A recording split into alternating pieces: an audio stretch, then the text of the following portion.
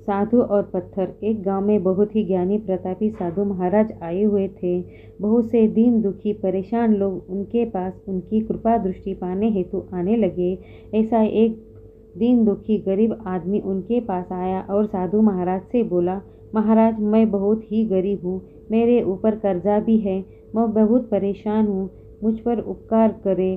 साधु महाराज ने उसको एक चमकीला नीले रंग का पत्थर दिया और कहा कि यह कीमती पत्थर है, जाओ जिनकी कीमत लगवा लो उसको लगवा लो।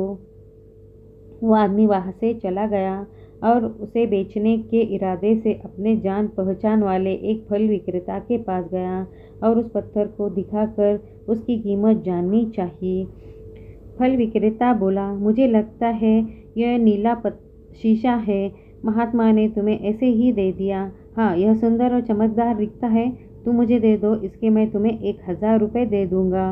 वो आदमी निराश होकर अपने एक अन्य जान पहचान वाले के पास गया जो कि एक बर्तनों का व्यापारी था। उनसे उस व्यापारी को भी वह पत्थर दिखाया और उसे बेचने के लिए उसकी कीमत जाननी चाहिए।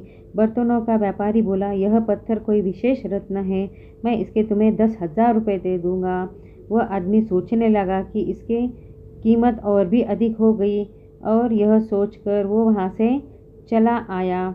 उस आदमी ने इस पत्थर को अब एक सुनार को दिखाया। सुनार ने उस पत्थर को ध्यान से देखा और बोला, ये काफ़ी कीमती है, इसके मैं तुम्हें 1,00,000 रुपये दूंगा। वो आदमी अब समझ गया था कि यह बहुत ही अमूल्य है। उसने सोचा, क्यों न मैं इसे हीरे के व्यापारी को दिखाऊं। यह सोच वह शहर के सबसे बड़े हीरे के व्यापारी के पास गया।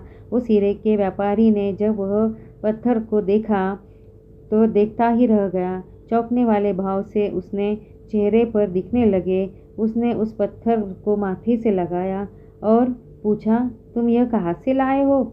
यह तो अमूल्य है, यदि मैं अपनी पूरी संपत्ति बेच दूं तो भी इसकी कीमत नहीं चुका सकता। इस कहानी से हमें यह सीख मिलती है कि हम अपने आप को कैसे आंकते हैं। क्या हम वो है जो राय दूसरे हमारे बारे में बनाते हैं? आपकी लाइफ अमूल्य है, आपके जीवन का कोई मोल नहीं लगा सकता। आप वो कर सकते हैं जो आप अपने बारे में सोचते हैं। कभी भी दूसरों के नेगेटिव कमेंट से अपने आप को कम मत आंकिए। तो आपको मेरी कहानी कैसी लगी? लाइक, शेयर और सब्सक्राइब तो ज़रूर कीजिए। अब तक आपने मेरे चैनल को सब्सक्राइब नहीं किया है तो ज़रूर कीजिए। और कहानी सुनने के लिए शुक्रिया, धन्यवाद, थैंक यू।